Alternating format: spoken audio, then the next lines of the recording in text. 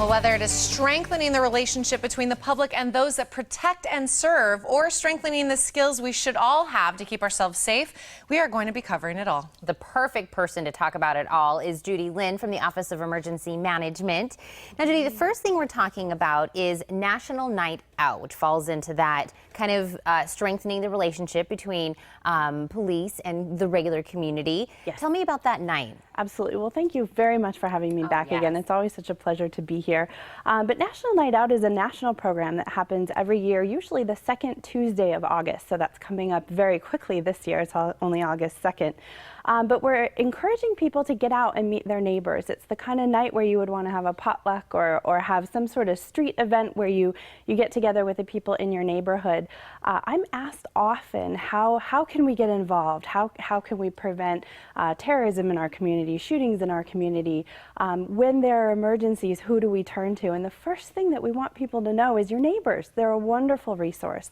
Knowing who lives around you is one of the best things you can do to keep you safe. And so this is a night out that promotes getting to know your neighbors. Awesome. Definitely great advice. Yeah. So I know we've all heard it. If you see something, say something, right? But really, let's talk about what that means exactly. Absolutely. So this is a national program and something that's actually been in the works for a while, but we're pushing more now so that people know what to do. And I would encourage people to go to the website. There is an if you see something, say something website where they can learn more about the program. But if you see things in your neighborhood after getting to know your neighbors, after seeing something that doesn't make sense or isn't fitting with what's normal, I think people have been reluctant to come forward, and that's the kind of information that law enforcement needs.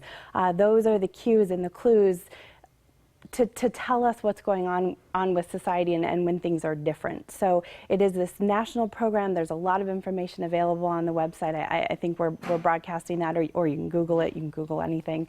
But that if you see something, say something is a wonderful program that we're hoping people will be aware of. I think no matter what night or what program or what campaign we're talking about, a lot of this centers around just communication. You know what I mean? Communicating with your neighbors, having more eyes in your neighborhood, just kind of watching one another, knowing what everybody, I know Bob down the street or whatever the case may be, or speaking up when you see something that's a little odd. These are all important things in kind of keeping our community safe, happy, healthy. And we also have your office, which also does a ton for us. Absolutely. But I love that you're coming on more on the show, because I want people to really know who you are, the resources that you guys have available, what you're doing to protect us. Thank you, and thank you for saying that. We're delighted to come, and there's always something that we can talk about, so thank you for having us. Our office is interesting, and I think people's perception of us may vary from person to person, and they don't know exactly what we do. One of our big things that I'd actually like to mention, and thank you for the opportunity, is the training that we do. One of our programs operates under the State Homeland Security Grant Program, and we're a recipient of funding to do a lot of training. So we offer training that's consistent with national standards to help local community members who would be activated in the event of emergency or a disaster or a terrorist activity, so that they're trained to work together, that are compliant with national standards. We run exercises so that all of this training can be put to good use, and that way when something happens and we all need to respond together, we all have the right training to be able to do this together. So we're very grateful for the funding that allows us to do that.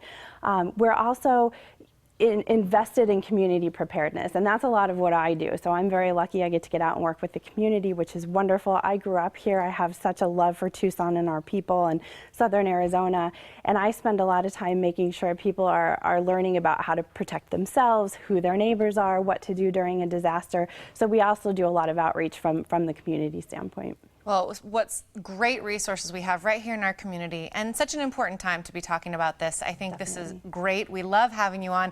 So what we're really saying today is, if you learn anything from this, personal preparedness. Yes. Have a plan. Yes. And if you need even more help, we can come right to you in this amazing training session. So what I'm going to do is I'm going to make sure our viewers have all of that information, how to get in touch with you, how to read more about all of this, and your website, of course. So thank you so much for coming on, and we hope you'll come back again soon. I would love it anytime. Absolutely. Thank you so much. Now, to learn more about Pima County Emergency Management and the upcoming National Night Out, log on to emergencyalerts.pima.gov and natw.org/about.